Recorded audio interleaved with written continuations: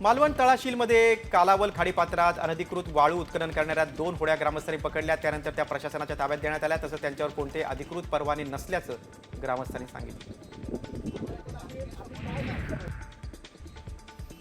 अलिबाग तालुक्यातील कावीर येथे ready mix concrete प्रकल्पाच्या उभारणीचं काम थांबवण्याच्या स्थानिकांच्या प्रयत्नांना यश आलंय। ग्रामस्थांच्या तक्रारीची दखल घेत प्रदूषण नियंत्रण मंडळानं काम तत्काळ थांबवण्याचे आदेश दिले।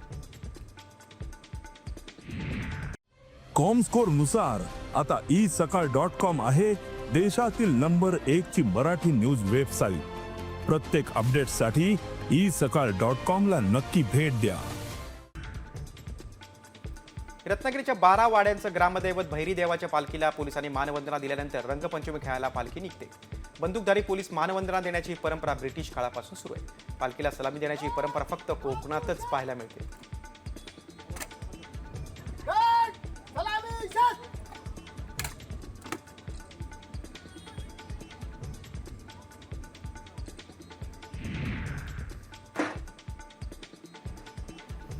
शिमक्याच्या शेवटच्या दिवशी सिंधुदुर्ग जिल्ह्यात पालखी सोहळा पार पडला। प्रत्येक घरी देवीच्या पालखीचं वाजत गाजत आगमन होतं। यावेळी प्रत्येक घरी पालखीची विधिवत पूजा करून नवस फेडला जातो। यावेळी देवीची पालखी नाचवली जाते।